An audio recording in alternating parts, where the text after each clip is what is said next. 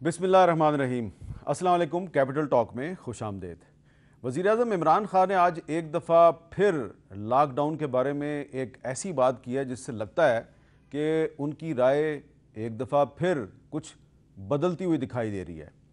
उन्होंने आज ये कहा है कि लॉकडाउन जो है ये इसका फ़ैसला बग़ैर सोचे समझे ही कर दिया गया और अनाउंस कर दिया गया, और फिर उन्होंने इसमें अमीर और गरीब की बात भी की है। तो क्या लॉकडाउन से सिर्फ गरीब मुतासर हुए हैं, अमीर मुतासर नहीं हुए? रेल का जो महकमा है ये तो वफाकी हुकूमत के पास है, तो रेल का महकमा बंद किया गया है, रेलगाड़ी बंद की गई है, तो यकीनन इससे गरीब मुतासर हुए हैं। लेकिन PIA किसके पास है? और अगर हवाई जहाज़ नहीं चल रहे तो उससे तो अमीर मुतासर हुए हैं, तो अमीर मुतासर नहीं हुए इससे? ये एक बड़ा अहम सवाल है। और पंजाब हुकूमत ने जो लॉकडाउन किया था वो किसके कहने पे किया था? खैबर पख्तूनख्वा की हुकूमत ने लॉकडाउन किया था, किसके कहने पे किया था? ये हुकूमतें जो हैं, क्या इन्होंने भी बगैर सोचे समझे लॉकडाउन का फैसला कर लिया? इन सवालात पे आज हम बात करेंगे। और इसके अलावा human rights commission of Pakistan की रिपोर्ट जो है वो आज उसको रिलीज़ कर दिया गया है। फ्रीडम नेटवर्क की रिपोर्ट को आज रिलीज़ कर दिया गया है। Rawalpindi Islamabad union of journalist कह रही है हम 3 मई को पार्लियामेंट हाउस इस्लामाबाद के सामने धरना देंगे। उन्होंने ये फैसला क्यों किया है? इन अहम मामलात पर बात करेंगे। हमारे साथ मौजूद हैं नदीम अफजल चंद साहब, वज़ीर-ए-आज़म के तर्जुमान, जनाब राना सनाउल्लाह साहब, मुस्लिम लीग नून के सीनियर रहनुमा, साबिक वज़ीर कानून पंजाब, और कराची में मौजूद हैं जनाब सैयद नासिर हुसैन शाह साहब। तो नासिर हुसैन शाह साहब, आप इसे गुफ्तगू का आगाज़ करते हैं। वज़ीर-ए-आज़म साहब ने कहा है कि बग़ैर सोचे समझे लॉकडाउन अनाउंस कर दिया गया है। यकीनन उनका इशारा सिर्फ़ और सिर्फ सिंध हुकूमत की तरफ है। क्या आप ये इशारा समझ गए हैं? बिस्मिल्लाहिर्रहमानिर्रहीम, अल्लाहुम्मा सल्ली अला मुहम्मदिन व आले मोहम्मद। सर देखें, 26 फरवरी को पहला केस जैसे ही आइडेंटिफाई हुआ, एक कराची में एक इस्लामाबाद में, और उससे पहले दुनिया के बेशतर ममालिक से ये रिपोर्ट्स आ रही थी। तो जैसे ही ये हमें इतला मिली उसी वक्त CM साहब ने एक मीटिंग बुलाई और 27 फ़रवरी से एक टास्क फोर्स बना दी गई जिसमें माहिरीन को रखा गया, हेल्थ और दीगर महकमों से जो थे, जिन्होंने फिर हमें गाइड ज़ाहिर है उनसे लेनी थी। सर हमें तो कोई इसका इतना ज़्यादा पता नहीं था, नया वायरस है, तो उनकी मशावरत से हम स्टेप्स लेते रहे और लॉकडाउन किया। और सीरियसनेस फेडरल गवर्नमेंट की ये थी सर कि 13 मार्च को पहली मीटिंग की हमारे काबिल एहतराम प्राइम मिनिस्टर साहब ने, और उससे पहले जफ़र साहब ज़रूर राब्ते में रहते थे, और एक ट्वीट सिर्फ आया हुआ था प्राइम मिनिस्टर साहब की तरफ से। तो इतना सीरियस लिया गया फेडरल गवर्नमेंट की तरफ से इस वायरस को पाकिस्तान में, और कोई इस तरह के इंतजामात नहीं किए गए। दीगर सूबों में हमने तो मुकम्मल डेटा लिया जो वफाकी इदारों ने हमें दिया कि तफ्तान से इतने लोग आ रहे हैं, एयरपोर्ट से इतने आ रहे हैं। हमने अपनी पूरी कोशिश की, उनके टेस्ट किए, ख़ुद हमने टेस्ट किट्स मंगवाई और भी काफ़ी चीज़ें की। और सर जब पूरी दुनिया में हम देख रहे थे कि लॉकडाउन ही एक हल था फौरी तौर पर, तो वो हमने कह दिया हमसे बड़ी गलती हो गई। हम हाथ जोड़कर माफ़ी मांगते हैं कि चीफ मिनिस्टर साहब ने बड़ी एक अजलत में और पता नहीं किस तरह बगैर सोचे समझे ये फैसला कर दिया। हमने तो सर माहिरीन की राय और दूसरी दुनिया को देखा जहाँ पे ये वायरस था और वहाँ पे उन्होंने क्या इकदामात किए थे, तो वही हमने यहाँ पे, ये हमारी गलती हो गई है। हम इसके लिए जैसे कहें सर उस तरह का अजाला करें, कोई और चीज़ कर दें कि हम पर तनकीद की जा रही है। हमने अच्छा फिर सर पंजाब में इसको फॉलो किया गया, दीगर सूबों में फॉलो किया गया। रेल सर्विस फेडरल गवर्नमेंट की तरफ से थी, उसको बंद किया गया। एयर सर्विस को मुअत्तल किया गया, वो ज़ाहिर है फेडरल गवर्नमेंट के अंदर आती है। मजहबी चीज़ें जो ऐलानात हुए सर वो भी मुशावरत से हुए थे, लेकिन ओनरशिप नहीं लेनी। और सर इसका हमें बड़ा नुकसान हुआ है। अगर हमारे मोहतरम प्राइम मिनिस्टर साहब इसकी ओनरशिप ले लेते तो आज जो हमारी समझ के मुताबिक या जो माहिरीन कहते हैं एक 15 दिन का ही लॉकडाउन होता पूरे मुल्क में, तो आज ये जो इस वक्त कोई पता नहीं है कि वायरस कितना फैल चुका है, किसी को अंदाजा नहीं है। ये मैं किसी को ब्लेम नहीं दूंगा दीगर सूबों ने क्या किया या हमने क्या किया, लेकिन सर इस वक्त वायरस जो है वो फैल चुका है। अब ये एक लंबी इनिंग्स है, अब ये कोई 15 दिन, महीने, 2 महीने की बात नहीं है। अब ये महीनों तक सारा सिलसिला जाएगा और हम तो साथ चलना चाहते हैं। हम तो कहते हैं प्राइम मिनिस्टर साहब ओनरशिप लें।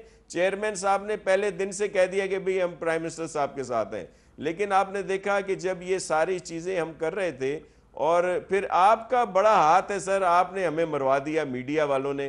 पहली दफ़ा आप लोगों ने सीएम सिंध की कहा कि भाई वो अच्छे काम कर रहा है, पीपल्स पार्टी गवर्नमेंट, वो हमें गले पड़ गई है। अब हर तरफ से हम पर तनकीद हो रही है, अंडर प्रेशर चलें, ठीक हमें है। लाया जा रहा है, इनके वुज़रा, इनके तर्जुमान, खुद इस तरह की बातें की जा रही हैं कि हम विलन हैं, हम नाइट मेयर हो गए हैं, कि हम अवाम के दुश्मन हैं, हम ठीक है। गरीब लोगों के दुश्मन हैं।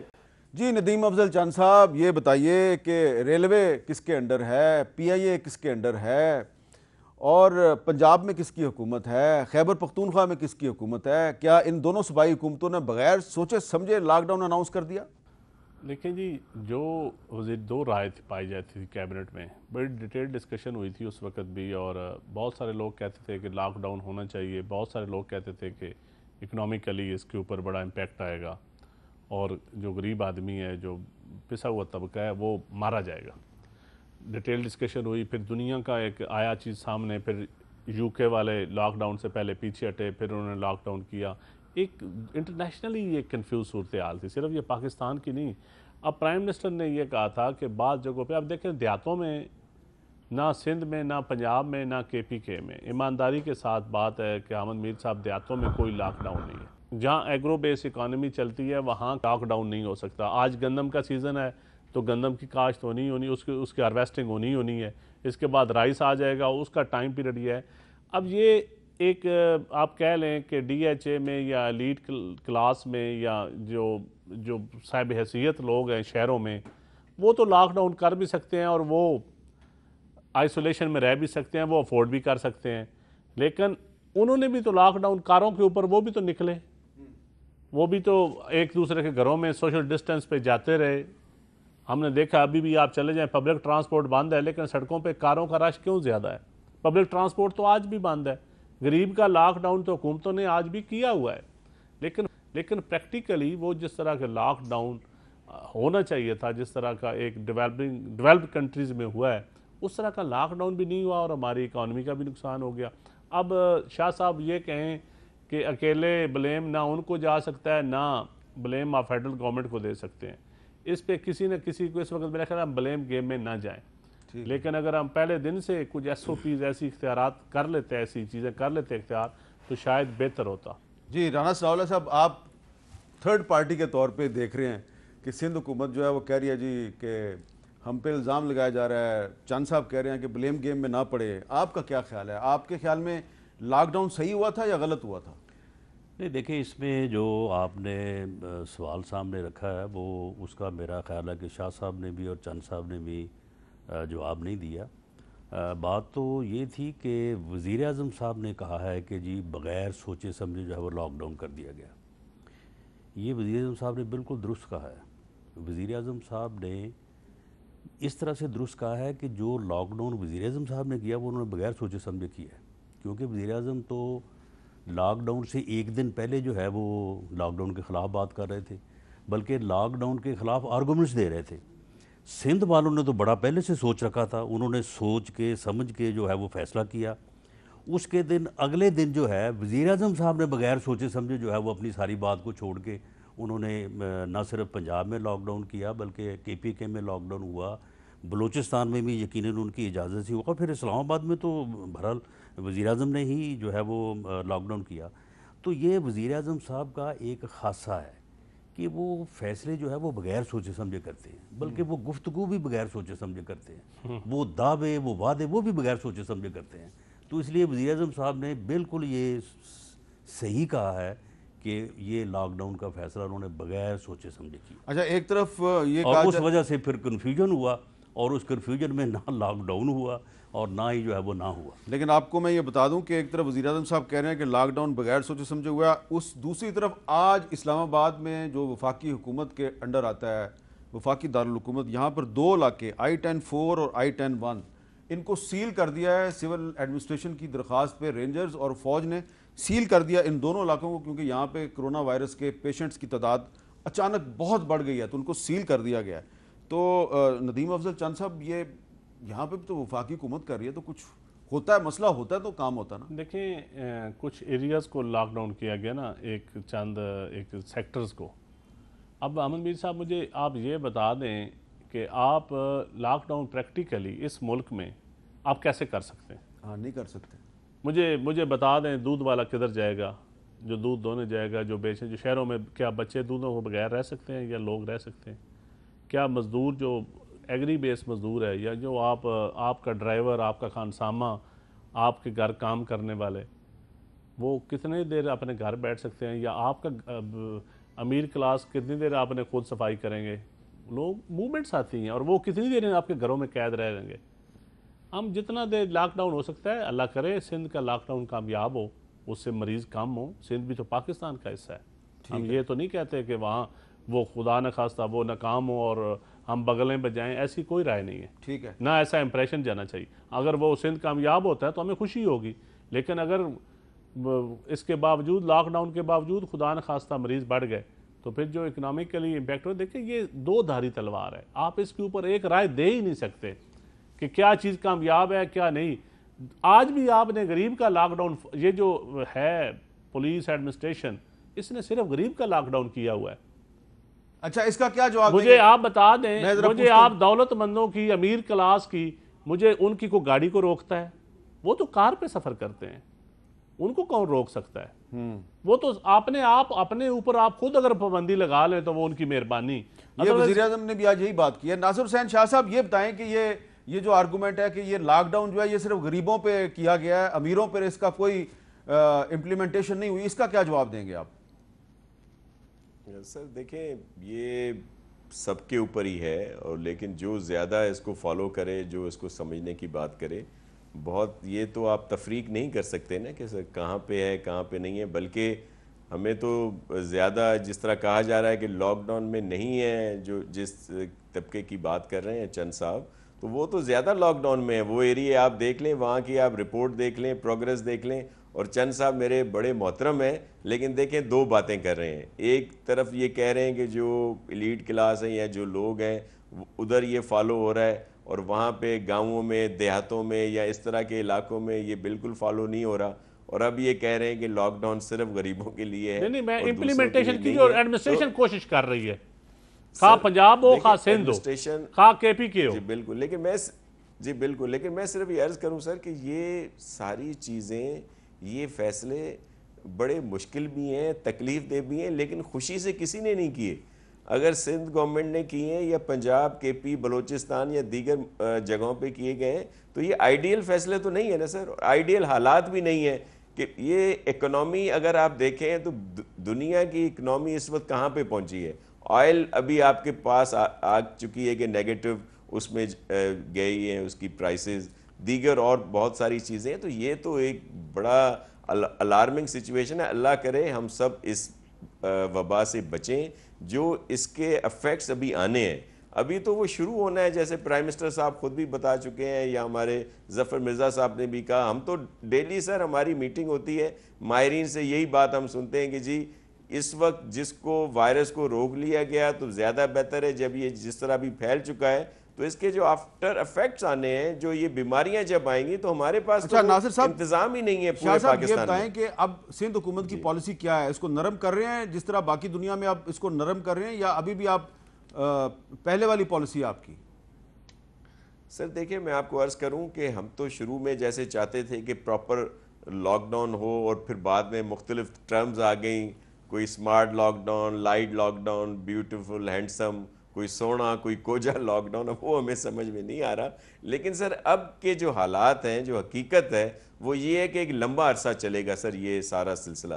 तो अब हमें मुख्तलिफ SOPs पर अमल करते हुए कोई ऐसा तरीक़ेकार लाना होगा कि जो वे ऑफ लिविंग जो है, अब ये कोई 1-2 माह का खेल नहीं है। अब ये कितना अरसा चलता है, अब हमें उस तरफ जाना है। इसके लिए सर हम पूरा तैयारी कर रहे हैं। चीफ मिनिस्टर साहब ने कमेटीज़ बना दी हैं, SOPs बना रहे हैं हम लोग के कारोबार या दीगर। सर अब हर चीज़ पर इसका अमल होगा। आप देखेंगे कि ये एक नई तरफ हम जाएंगे, और वे ऑफ लिविंग जो है ये चेंज होगा, पूरी दुनिया में ही चेंज होगा। और ज़ाहिर है हमने भी उसी पर काम करना है, और हम चाहते हैं कि वफाकी गवर्नमेंट जो है, प्राइम मिनिस्टर साहब इसमें डील दें।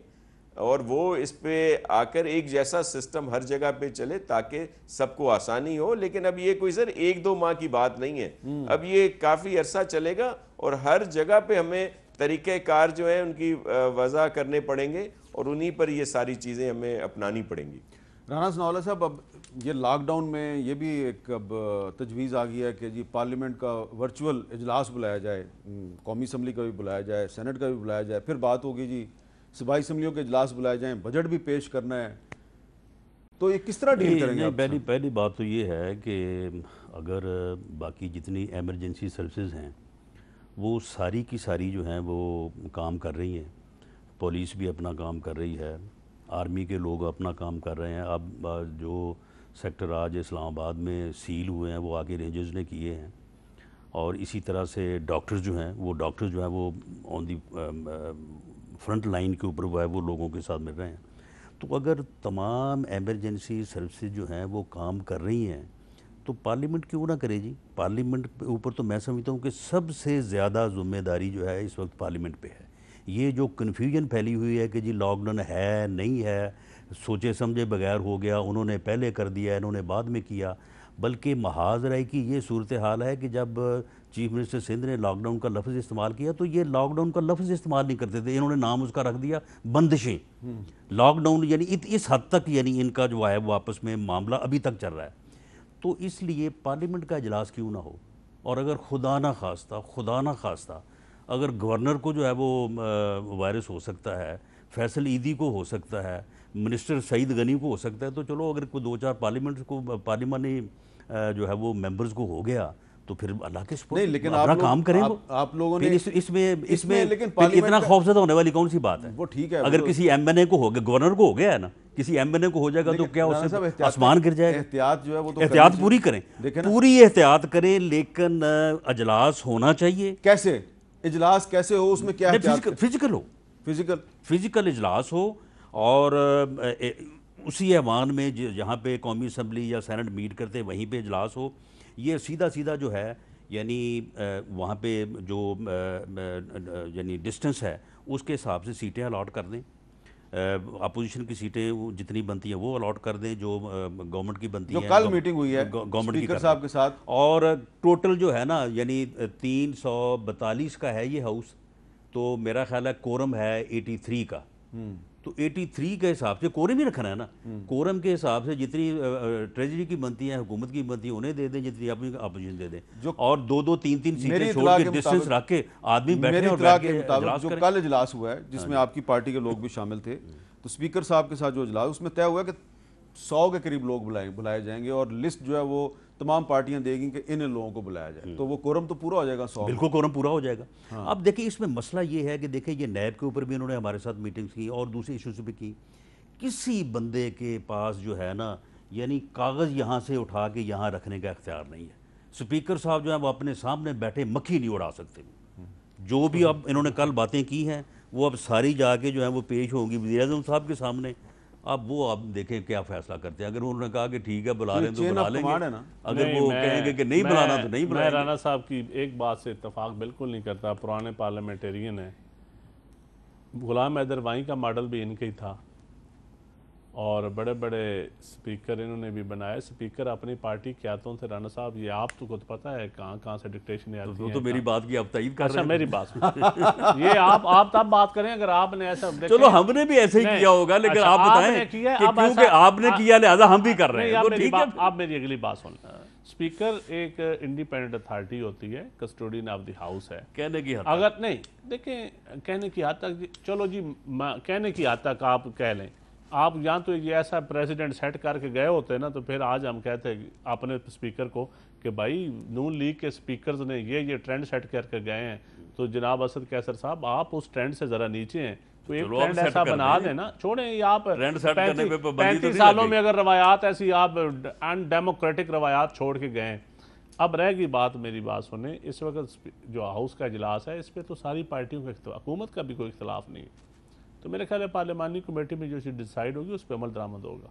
अच्छा। और ये स्पीकर की पावर है, और जब पार्लियामानी लीडर्स कहेंगे तो स्पीकर उसके मुताबिक। देखिए मैं मोहम्मद मीर साहब मैं ये बात, और दूसरा एक बात और का जवाब करें। राना साहब ने जो पहले कहा कि प्राइम मिनिस्टर ये जो है अपनी बात पे नहीं खड़ा। राणा साहब वो चलो छोड़ो, तुम नहीं, खड़े ही पै गए, वो तो गल गुजर गई नहीं, है। नहीं, नहीं, नहीं, मैं अब आप देखें, मैं आपकी बात टोकता नहीं हूँ ना, मैं आपकी इज्जत एहतराम की वजह से मैं आप माहौल नहीं पैदा करना चाहता। देखें, पार्टी की आदतें जो भी हैं इस पाकिस्तान की हिस्ट्री में उठाकर देख लें।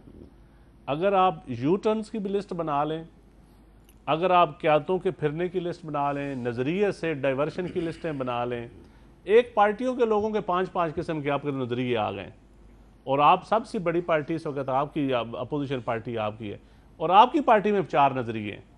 तो ये ऐसी बातें सियासी होती रहती हैं, हल्की फुल्की मुसीकियाँ। ये सियासत आपको पता है कि सियासत में लाइटर मूड में आज कोरोना है, टेंशन चलो होनी नहीं शुक्र चाहिए। है चंद साहब ये तो मान रहे हैं ना कि हमारी पार्टी में नजरिए हैं, 4 नजरिए, वरना कभी इनका ये मौका था कि नजरिया है ही नहीं। नहीं, मेरा आज भी नजरिया है कि अच्छा, बीन जानब से आपका तल्लुक नहीं है। अच्छा बात सुने, बात ये है कि ये जो कन्फ्यूजन हुआ और जिस वजह से लॉकडाउन जो है ये नाकाम हुआ और कन्फ्यूज लॉकडाउन हुआ, उसकी सिर्फ एक वजह है कि वज़ीर आज़म के पास वो अथॉरिटी जो कि लीड करने के लिए वज़ीर आज़म के पास होनी ज़रूरी है वो नहीं थी। और वो क्यों नहीं थी कि उसने कौमी यकजहती जो है वो पैदा नहीं की। वज़ीर आज़म कहते हैं अगर 18वीं वज़ीर तरमीम आज़म की वजह से नहीं है। अगर वज़ीर आज़म नहीं, अगर वज़ीर आज़म सबको बुलाते, साथ बैठाते और फैसला करते कि लॉकडाउन नहीं करना या लॉकडाउन करना है, तो बिल्कुल इम्प्लीमेंट हो जाता। ये कौमी यकजहती से जो पावर उनको हासिल होनी थी, सब उनको ये ताकत देने के लिए आमादा थे। पीपल्स पार्टी भी आमादा थी, PMLN भी आमादा थी, JUIF भी, असफांदियार वली, सब लोग आमादा थे। बलूचिस्तान के लोग, हासिल बजंजो वगैरह सब आने को तैयार थे, बैठने को तैयार थे। ये वज़ीर आज़म ने ख़ुद नहीं किया और उस वजह से ये सारा कन्फ्यूजन हुआ, और इसकी तमाम तर ज़िम्मेदारी जो है वो वज़ीर आज़म पे है, और चंद साहब को उसका जवाब देना पड़ेगा किसी न किसी दिन। उनके तर्जुमान की वो अभी दे देंगे थोड़ी देर में, तर्जुमान की वो अभी दे देंगे थोड़ी देर में, लेकिन कि ये सारी जिम्मेदारी उनके ऊपर है। नासिर हुसैन शाह साहब, अब ये बताएं कि सूबाई असम्बली का भी तो इजलास बुलाना है ना, क्योंकि आपने भी बजट पेश करना है, बजट के बगैर तो हुकूमत नहीं चल सकती। तो कैसे, आप क्या सोच रहे हैं, कैसे इजलास बुलाएंगे? जी बिल्कुल, अगर बजट के लिए तो ज़रूर बुलाना होगा तो उसकी कोई SOP बनाएंगे सर। जिस तरह आप अभी बता रहे हैं कि कौमी असम्बली में ये तय हुआ है कि 100 लोगों पर जो कोरम होगा, तो इसी तरह सब पार्टीज से उनकी ले लेंगे सर, जो भी नॉमिनेशन होंगी और उनको बुलाएंगे। मैं सिर्फ एक बात कर रहा था, ये जो भी बात हो रही थी कि दूसरी पार्टी, तो मैं सिर्फ ये कहूँगा कि सर PTI तो फरिश्तों की पार्टी है ना सर। ये जो तब्दीलियों की बात करते थे, चंद साहब भी वही तब्दीली देखकर वहाँ चले गए, तो हम तो बुरे थे। पीपल्स पार्टी नून लीग को तो अपने साथ ना मिलाए ना फरिश्ते। ये तो जिस तरह लोगों को मामू बनाकर आए PTI वाले कि हम तो ये सारी चीज़ें जो ये लोग करते थे, उन सब चीज़ों को जिनको ये खराफात कहते थे, ये पॉलिटिक्स में पता नहीं क्या क्या अल्फाज इस्तेमाल करते थे। मैं नहीं कर सकता, आपके चैनल्स को पूरी दुनिया देखती है, हमारी ख़वातीन बहनें सब लोग देखते हैं, बच्चे देखते हैं, तो वो अल्फाज नहीं दोहराना चाहता। जो चीज़ें कहते थे वो हम तो हैं ही उस तरह के, लेकिन ये जो फरिश्ते और दुल्हे दुलाए और बड़ी अच्छी अच्छी बातें करने वाले, नया ट्रेंड लाने वाले, तब्दीली लाने वाले, अगर वही सारा कुछ ये लोग करें तो फिर आपका सवाल तो इन पर बनता है ना कि ये क्यों ऐसा किया जा रहा है। या राना साहब और हमारी इतनी हुज्जत तो बनती है ना कि पूछेंगे आप क्यों कर रहे हैं, आप लोग तो दावे करके आए थे। साहब आपको राना साहब की बड़ी फिक्र लग गई, चलो ये भी शुक्र है। लेकिन चंद साहब, लेकिन राना साहब को आपकी फिक्र कभी नहीं होगी। फिक्र उनको आपकी भी बड़ी है। नहीं, मैं देखें एक दो बात देखें, हर पार्टी में ना सारे लोग आइडियल हैं, ना सारे लोग कोई गंदे हैं, ये मैं बताऊं। बाकी कौन क्या है ये शाह साहब को भी पता है, मुझे भी पता है, राना साहब को भी पता है। अनफॉर्चुनेटली देखें, पॉलिटिकल जो करैक्टर होते हैं ना शाह साहब, ये हमने पॉलिटिकल क्लास ने खुद गंदे किए हैं। अगर बेख्तियारी भी हम है तो हम बेख्तियारी के साथ एंजॉय भी करते हैं, फिर अनडेमोक्रेटिक वैल्यूज़ हम खुद क्रिएट करते हैं, फिर हम कहते हैं जी हमारे पास इख्तियार नहीं है, फिर हम कहते हैं जी जमहूरियत नहीं है, फिर हम कहते हैं जी पार्टियों के अंदर जमहूरियत। पार्टियों के अंदर कहाँ जमहूरियत है? देखिए साहब, आप मेरी एक बात का जवाब दे दें, मेरी एक बात का जवाब दे दें। राना साहब, जो मैंने बात आप की, हेडमास्टर में आपने जवाब किया ना, मैं तो स्टूडेंट हूँ ना। चले बात ये है, आपने जो बात की है, बात ये है कि कौमी यकजहती के लिए कौमी क़यादत को इकट्ठा करने में वज़ीर आज़म के कौन सा अमर माने था, और या किस कौमी क़यादत ने या किस पार्टी ने जो है वो इनकार किया कि हम बैठने को तैयार नहीं? देखें, मैं अमर मानने का तो मुझे नहीं पता, लेकिन मेरी ज़ाती राय है कि यकजहती के लिए इकट्ठे होना चाहिए था। लेकिन आप देखें चंद साहब, मुझे कि ये नासिर होना हुसैन, चाहिए था। इस बात से मैं जरा ये हमारी तो बस यही पॉलिटिकल बात मैं क्लास कर रहा का, मेरी बात सुने, मैं हुकूमत में होते हुए मैं एडमिट करता हूँ ये पॉलिटिकल क्लास का बहुत बड़ा फेलियर है। अब देखिए जो नासिर हुसैन ये शाह मैं साहब हैं, एडमिट तस्लीम चंद करता साहब, हूँ। नासिर हुसैन शाह साहब जो है, तो आगे ना करो। जब ये कोरोना वायरस का मामला शुरू हुआ आज से 1.5-2 महीने पहले, तो जब ये हमारे प्रोग्राम में आए 1-2 दफ़ा, इन्होंने बहुत रिकॉन्सिलिएटरी, बहुत मसालहाना रवैया रखा, और कोई बात ऐसी होती भी थी कि ये जवाब दे सकते थे, वफाकी हुकूमत पे तनकीद कर सकते थे, इन्होंने गुरेज किया, इन्होंने भी गुरेज किया, नहीं, हम भी काफी सईद गुरेज गनी ने करते भी हैं। गुरेज किया। मैं आज वही नासिर हुसैन शाह साहब जो हैं वो तंजिया अंदाज में, नहीं, वो तंजिया अंदाज में मेरी वजह से कर रहे हैं, अदरवाइज शायद वो आज भी खुल के कह नहीं सर, देते, नहीं। लेकिन मैं भी कर सकता हूँ, मैं शायद उनकी वजह से लेकिन चुप हूँ। अच्छी बात है अगर आप भी नहीं कर रहे और वो भी लेकिन नहीं कुछ कर रहे हम तो अच्छी बात सियासतदानों है। में थोड़ी सी वजादारी रहने दें। अच्छी बात, बहुत अच्छी बात है कि आप वजादारी का मुजाहरा कर आप रहे हैं। आपस में किस तरह इकट्ठे हो जाते हैं 1 मिनट में?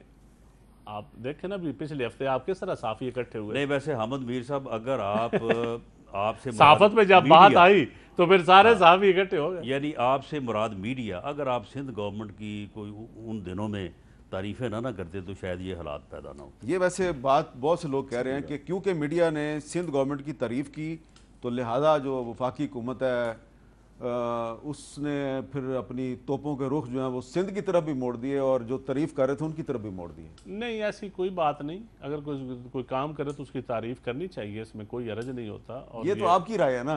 नहीं, मैं आपको हुकूमती ये तर्जुमान बैठा नदीम हूं। अफजल चंद की राय है। अच्छा, ये जो मैं वफाकी राय ठीक हुकूमत दूं की वो राय मेरी नहीं राय है। है, जो मैं गलत करूं वो ये हुकूमत की राय है। अंदाजा करें आपकी बात। जो अच्छी बात है ना नहीं, वो ऐसी नदीम कोई- अफजल चंद की राय है। जो नदीम अफजल चंद गलत बात करता है वो हुकूमत की जी, शाह साहब कुछ मैं कहना चाह रहे हुकूमत हैं। का हिस्सा हूं इस वक्त, उस शाह पार्टी साहब का कुछ हिस्सा कहना हूं। चाह रहे हैं। सर मैं सिर्फ एक बात करूंगा कि आज के दिन तक एक दफा भी मेरे काबिल इज्जत व एहतराम प्राइम मिनिस्टर साहब ने सिंध गवर्नमेंट के लिए कुछ ये कभी नहीं कहा कि इन्होंने कोई अच्छा काम किया है। उनको दीगर सूबों की तारीफ उन्होंने जरूर अच्छा, की है, लेकिन दीगर शाह लोगों की की शाह है। साहब आज तक नहीं की। उन्होंने एक चलें जुमला शाह साहब, दिखा दें उनका कहीं शाह पे साहब भी। चलें, प्राइम मिनिस्टर के बारे में आप सही कह रहे हैं, लेकिन मैं पिछले हफ्ते national command and operation centre के इजलास में मैं शरीक था, आप भी थे चीफ मिनिस्टर के साथ, मैं आपको भी जी सर, देख रहा था जी, बैठे जी हुए। सर, मैंने जी। वहाँ देखा उस दिन असद उमर साहब, मुराद अली शाह साहब और अजरा पेचुहो की बड़ी तारीफें कर रहे थे और दोनों में बड़ा अच्छा वर्किंग रिलेशनशिप था वहाँ पर। यानी कि उस इजलास में तो मुझे बड़ा अच्छा नजर आया, लेकिन जब इजलास नहीं होता तो फिर वो अच्छा नजर नहीं आता मुझे। इसकी क्या वजह है? सर मैं पीएम साहब की बात कर रहा हूँ, सर पीएम साहब की बात कर रहा हूँ। बाकी तो ये होता रहता है सर, ये प्रोग्राम और ये मीटिंग्स जो हैं उस पर बात होती है और जाहिर है अच्छे सर अब सब पढ़े लिखे हैं, इस तरह के लोग हैं कि वो आपस में झगड़े तो नहीं करेंगे ना सर। जब कोई इस तरह की वीडियो कॉन्फ्रेंस होती है, कोई वीडियो लिंक पे कोई इस तरह की चीज़ होती है, हमें एक दूसरे का एहतराम है चलें सर। शाह साहब, हम एक गुफ्तगू में ब्रेक लेते हैं, ब्रेक के दोबारा मिलते हैं। बहुत बहुत शुक्रिया, ब्रेक के बाद दोबारा मिलते हैं।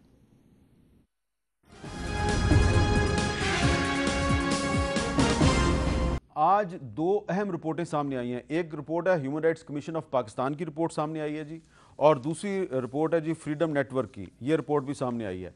तो जो human rights commission of Pakistan की रिपोर्ट है, ये सालाना रिपोर्ट बराए 2019 है, और इस रिपोर्ट में ये कहा गया है कि पाकिस्तान में जो न सिर्फ बच्चे हैं उनके खिलाफ जराइम बढ़ रहे हैं, बल्कि औरतों के खिलाफ जराइम बढ़ गए हैं, और जो गैरत के नाम पर जो जराइम होते हैं, ऑनर क्राइम्स, इनकी सबसे ज़्यादा तादाद पंजाब में हो गई है। पंजाब में ये बहुत ज़्यादा हो गए हैं। इसके अलावा human rights commission of Pakistan की रिपोर्ट कह रही है कि बड़ी तादाद में सहाफ़ियों ने बताया कि रियासती पॉलिसियों पर तनकीद का काम और ज़्यादा मुश्किल हो गया है, और इस साल 2019 में लोग लापता भी होते रहे हैं। और रिपोर्ट कह रही है कि लोगों के लापता होने की इतलात सामने आई हैं। ये इंतहाई ज़रूरी है कि हुकूमत जबरी गुमशदगियों को जुर्म करार देने का अपना अहद पूरा करे। जो फ्रीडम नेटवर्क की रिपोर्ट है ये सिर्फ मीडिया के बारे में है, और फ्रीडम नेटवर्क की जो रिपोर्ट है इसके मुताबिक गुज़श्ता साल अप्रैल से मीडिया के नुमाइंदों के ख़िलाफ़ जो हमले शुरू हुए हैं, तो इन हमलों में 91 वाक़यात सामने आए हैं, और इन 91 वाक़यात में तकरीबन 7 सहाफ़ी जो हैं वो अपनी जान से चले गए हैं। इसके अलावा 2 का अगवा हुआ, 9 की गिरफ़्तारी हुई और 10 पर हमले हुए, 5 शदीद ज़ख्मी हुए। मुल्क में इस्लामाबाद जो है ये सबसे ज़्यादा ख़तरनाक इलाका है सहाफ़ियों के लिए। इसकी क्या वजह है? क्योंकि यहाँ पर जो सहाफ़ी हैं उन पर सबसे ज़्यादा तशद्दुद के और अगवा के वाक़यात हुए हैं।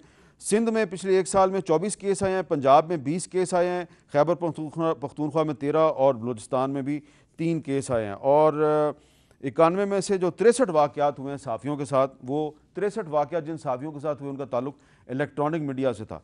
तो नदीम अफजल चंद साहब, 3 मई को आलमी यौम सहाफ़त भी आ रहा है, तो HRCP की रिपोर्ट है, फ्रीडम नेटवर्क की रिपोर्ट है, शायद यही वजह है कि 3 मई को सहाफ़ी कह रहे हैं जी हम पार्लियामेंट हाउस के सामने धरना देंगे।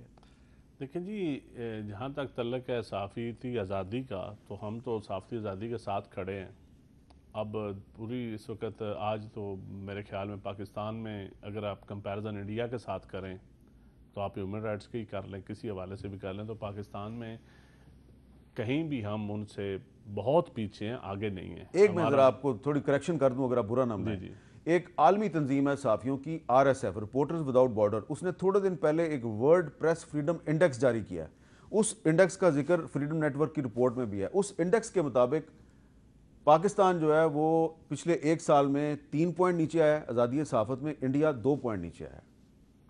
चलो मैं आपकी बात इस वक्त इस पर डिबेट ज़्यादा नहीं, मेरी बात नहीं है, ये वर्ल्ड प्रेस फ्रीडम इंडेक्स है। मैं अब जो भी हो, मैं समझता हूँ हमें मज़ीद अब अपने इंडेक्स बेहतर करने चाहिए। ठीक है, हमें वो काम करने चाहिए जिसमें यकीनन सहाफ़ी तंजीमों का भी रोल है और हुकूमत का भी रोल है। और मैं समझता हूँ जो खदशात, जो अगर कोई पाबंदियाँ, कोई जबरी ऐसी फ़िक्री जबर है, फ़िक्री जबर यकीनन होता है इस माशरे, जहाँ डेवलपिंग कंट्रीज़ हो, यहाँ दौलत के लड़ाइयाँ हों, रेल पेल हो, यहाँ शौरी इतनी आज़ादी नहीं होती वहाँ पे। पाकिस्तान भी उस क्राइसिस, अभी हम ट्रांजिशनल फेज़ में हैं, लेकिन इस पे भी मैं समझता हूँ पॉलिटिकल पार्टीज़ का मैं उनको ज़िम्मेदार ठहराऊँगा। पॉलिटिकल पार्टीज़ जो अपोजिशन में होती हैं या इक़्तिदार में होती हैं, जब अपोजिशन में हम होते हैं तो हमारी प्रायरिटीज़ और होती हैं, जब इक़्तिदार में आते हैं तो हमारी प्रायरिटीज़ चेंज हो जाती हैं। हम इल्ज़ामात फिर इदारों को देने की बजाय या किसी और को देने की बजाय रोल मॉडल हमने खुद बनना पड़ता है। कानून साजी हमें करनी चाहिए। कानून साजी से किसने रोका है? अब हमारी जुडिशल आज़ादी से हमें किसने रोका है? हम आज तक ना जजेस की अपॉइंटमेंट सही कर सके, ना नीचे सिविल जज से लेकर राना साहब अब आज अपोजिशन में है। मैं इन्हीं से सवाल करता हूँ, क्या इस मुल्क में अदलिया उस लेवल पे आइडियल है जहाँ अदल ना हो, अदल आइडियल ना हो? मैं आइडियल चलो कह लेता हूँ मैं थोड़ा सा, तो वहाँ ऐसे वाक़यात होते रहते हैं। अदलिया ने तो परवेज़ मैं मुशर्रफ, अदल की बात अदलिया ने तो परवेज़ मुशर्रफ के खिलाफ फैसला दे दिया था। आपके वज़ीर कानून ने प्रेस कॉन्फ्रेंस कर दी। सर मैं कहता हूँ वज़ीर कानून भी गलत काम करे तो वो गलत है। अच्छा, ये बात नहीं है। मैं कहता हूँ अदल के अंदर फिर वज़ीर कानून, अदलिया, हमारी एग्जेक्टिव, सारे चीज़ आ जाते हैं उसमें। आप साफ़ी लोग भी सारे, आप भी इस्टेब्लिशमेंट का हिस्सा हैं। आज पिलर इस्टेब्लिशमेंट को सिर्फ फौज नहीं है, आज तो आप मीडिया एक इस्टेब्लिशमेंट का हिस्सा बन गया है, जुडिशरी हिस्सा बन गई है, एग्जेक्टिव ऑलरेडी है, पार्लियामेंट सबसे नीचे चली गई है। अच्छा, 5वें नंबर पे आप भी माशाल्लाह अथॉरिटी हैं आज के दौर में। देख लेना जरा मीडिया, आप भी हुकूमतें गिराते रहे हैं, बनाते रहे हैं। इधर से इफ्तिखार चौधरी टिकर चलाता था, उधर से रात को बैठ के आप मिसालें लगाते थे। उस वक्त इंडेक्स, उस वक्त सियासी आज़ादी का इंडेक्स क्या था? चंद जी आप क्या बात कर रहे हैं? एस्टेब्लिशमेंट के ना को मुकदमा है, ना को रेफरेंस है, और इस इदारे का जो एडिटर इन चीफ है वो पिछले 1.5 महीने से जेल में है। कौन सी इस्टेब्लिशमेंट है? नहीं, मैं इस्टेब्लिशमेंट है अगर जेल में है, अगर गलत उसके फेयर इंक्वायरी होनी चाहिए और ड्यू प्रोसेस के जरिए निकल आएंगे। लेकिन ये भी देखें ना कि इन इदारों की वजह से कितने बेगुनाह जेलों में गए भी होंगे।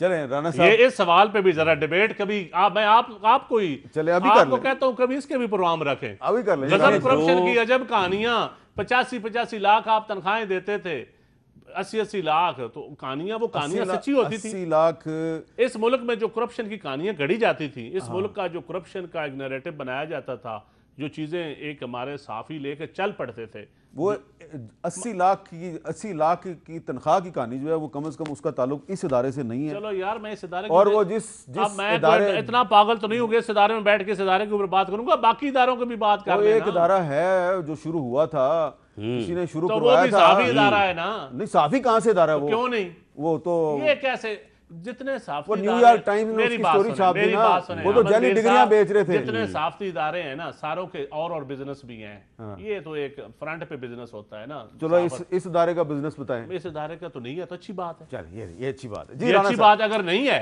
तो फिर आप समझे कि आप पवित्र हो जाएंगे, उस क्लास में आप पवित्र हो जाएंगे। देखिए चंद साहब ने जो बातें की हैं उनमें कुछ बातें जो है वो इन्होंने बड़ी दुरुस्त की हैं।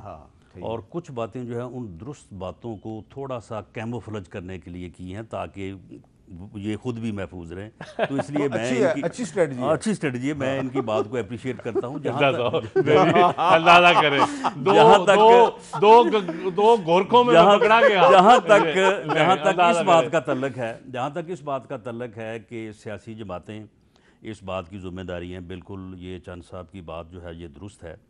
और देखें अदलिया की जो उन्होंने बात की है कि क्या अदलिया जो है वो इस वक्त आइडियल है, ये बात दुरुस्त है, आइडियल नहीं है। लेकिन अब देखें मामला ये है कि अदलिया कोई एक इकाई का नाम तो नहीं है, ना एक डिसिप्लिन का नाम है। अदलिया में अगर फ़र्ज़ करें कि 100 जज है तो वो 100 अदालत है। उन 100 में हर जज जो है वो एक जैसी सोच का मालिक नहीं हो सकता।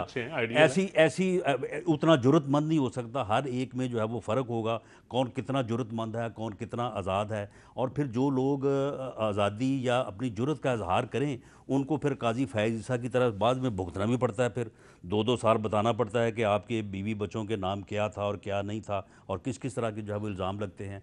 यानी वो भी जज ही था जो मेरा ख्याल है कि 1.5 महीने बाद उस दिन अगर व्हाट्सएप के ऊपर उसका ट्रांसफ़र ना होता तो मैं बाहर होता, जबकि मुझे फिर बाहर आने में जो है वो 6 माह लगे। तो मामला ये है कि ये जो जबरी गुमशुदगियाँ हैं, ये जो सहाफ़ियों पर, अगर सहाफ़ियों को ये तो आपने किया ना कि मरे कितने हैं, ज़ख्मी कितने हुए हैं, और जिनको यानी जज्बाती तौर पे टेलीफोन करके कि भाई बाज आ जाओ, ये बात अगर तुमने की या ये बात तुमने क्यों की है, अगर उसको आप शुमार करें तो ये बात जो है ये सैकड़ों और हज़ारों में जाए। तो अब ये सारी चीज़ें जो हैं इसके ऊपर बहरहाल स्टैंड जो है वो तो सियासतदानों को, सियासी जमातों को ही लेना चाहिए। और फिर इसका आगाज़ कभी तो होगा ना। चलें चंद साहब की बात दुरुस्त है, इससे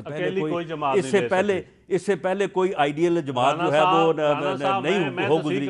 अकेली कोई जमात, तो चले सारे मिलकर ले, चले सारे मिलकर कोई जमात नहीं लड़ सकती। तो चले फिर सारे मिलकर ले। अपोजिशन हुकूमत सबका रोल बात सुने ना, पहले जमातें जो है वो इकट्ठा बैठने को तैयार थी, किसने नहीं बैठने दिया, अब कौन नहीं बैठने दे रहा, इस बात का एनालिसिस कर लें।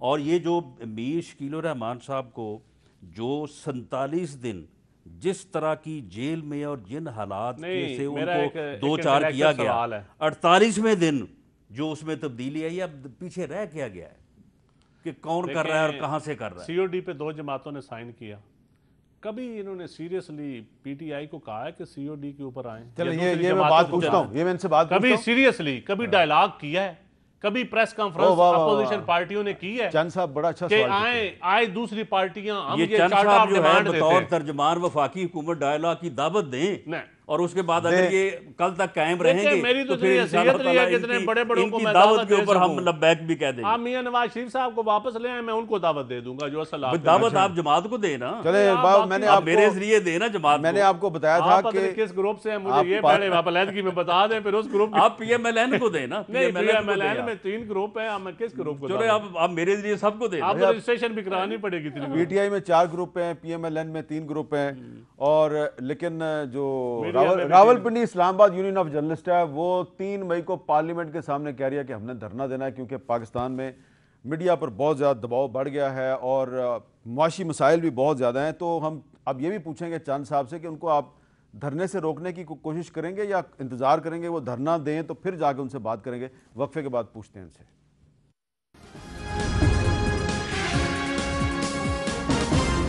जी चंद साहब, 3 मई को पार्लियामेंट के सामने देखिए, जहाँ तक हुकूमत का तल्लक है, हुकूमत ने अभी मिनिस्टर साहब आपके प्रोग्राम में कह के गए हैं, मीडिया के जो मालकान या वर्कर्स का जो मसला है उसमें मालकान की पेमेंट्स भी हो रही हैं, जो माशी कदगने जो समझते थे मीडिया मालकान जिसका असर वो अपने वर्कर्स पर डालते हैं, मैं समझता हूँ हुकूमत की तरफ से भरपूर तावन किया जाएगा ताकि वर्कर को तहफ़्फ़ुज़ मिले।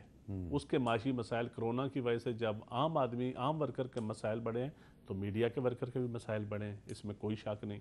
बड़े बड़े लोग हमने देखा है कि अच्छे अच्छे जर्नलिस्ट जो बड़ी कसम पुरसी की ज़िंदगी गुजार रहे हैं, तो मैं समझता हूँ कि जितना उन वर्कर्स के लिए या उन साफ़ियों के लिए जो जेन्युइन साफ़ी हैं उनके लिए जितना किया जाए थोड़ा है, और वो तो सच्ची बात है, डेमोक्रेटिक माहौल में वो सरमाया होते हैं। जी राना साहब, अब आपको क्या लग रहा है कि पार्लियामेंट का इजलास हो रहा होगा और बाहर साफियों ने धरना दे नहीं, दिया? हम आपको नहीं करने देंगे, इंशाल्लाह आपसे मिन्नत समाजत करेंगे। नहीं, बात ये है कि मेरा नहीं ख्याल कि हुकूमत को या चंद साहब को मिन्नत समाजत करनी चाहिए। ये एक अजहार होगा, ये एक प्रोटेस्ट होगा उन बातों का, जिन बातों का जिक्र आपने किया, जो इंटरनेशनल जो है ये रिपोर्ट्स में भी जो है ये आई हैं। बिल्कुल उस दिन मीडिया को, सहाफ़ियों को यौम एहतजाज मनाना चाहिए, पार्लियामेंट के सामने बिल्कुल उनको आना चाहिए, और अगर उस दिन इजलास हुआ तो बिल्कुल हमें भी जो है उसमें शामिल होना चाहिए, क्योंकि मीडिया की आज़ादी के बगैर जमहूरियत का तसव्वुर जो है वो कोई मायने नहीं रखता। मीडिया आज़ाद होगा तो फिर ही जमहूरियत भी और सियासी जमातें भी। अब बातें तो सारी हुई हैं, सियासी जमातें कितनी आज़ाद हैं, बाकी और अदारे जो हैं वो कितने आज़ाद हैं, तो ये सारी आज़ादियों के लिए जो है ना, मीडिया की आज़ादी जो है ना ये शर्त अव्वलीन है। तो इसलिए उस प्रोटेस्ट में सियासी जमातों को भी शामिल होना चाहिए और आज राणा साहब ने और पार्लियामेंट के सामने आना चाहिए। सियासी जमातें भी आज़ाद नहीं है। आप भी वैसे अंदर से यही कह रहे होंगे कि राना क्या जबरदस्त बात की है। मैं 75% तो नहीं 50% एग्री करता हूं। 50%, तो 50% जो तो आप 50% एग्री कर रहे हैं वो क्या है? वो पॉलिटिकल क़यादतें जो पार्टियों को लीड करते हैं ना, वो जिम्मेदार है। अच्छा, शायद वो चाहते नहीं है कि पार्टियों के अंदर जेन्युइन डेमोक्रेसी आए। तो पार्टियों के अंदर डेमोक्रेसी बड़ी ज़रूरी है, उसके बगैर जमहूरियत फजूल है। वाह जी वाह, क्या बात की है। एग्री करते हैं आप उससे? जी बिल्कुल, मैं इस बात से भी एग्री करता हूँ, और जो बात इन्होंने छुपा ली है मैं उससे भी एग्री करता हूँ। चलें, आप दोनों का बहुत बहुत शुक्रिया। और ये बहुत अहम बात है कि सियासी जमातों के अंदर भी जमहूरियत होनी चाहिए। सियासी जमातों के अंदर जब जमहूरियत होगी तो ये सियासी जमातें इतनी मजबूत हो जाएंगी कि फिर इनकी आज़ादी जो है उसको कोई यरगमाल नहीं बना सकता। ये जमातें खुद मुख्तार और आज़ाद हो जाएंगी, इनको कोई डिक्टेट नहीं कर सकता। लेकिन जब इनके अंदर जमहूरियत नहीं होती तो ये कमज़ोर हो जाती हैं, और जो कमज़ोर जमातें हैं उनकी क़यादत के साथ फिर वही कुछ होता है जो पाकिस्तान में हो रहा है, और जिसकी तरफ नदीम अफजल चंद और राना सनाउल्लाह साहब ने इशारा किया है। जो जितनी बात इन्होंने कर दी है उसको आप समझने की कोशिश करें। फ़िलहाल इतनी ही आज़ादी है, इजाज़त दीजिए, अल्लाह हाफ़िज़।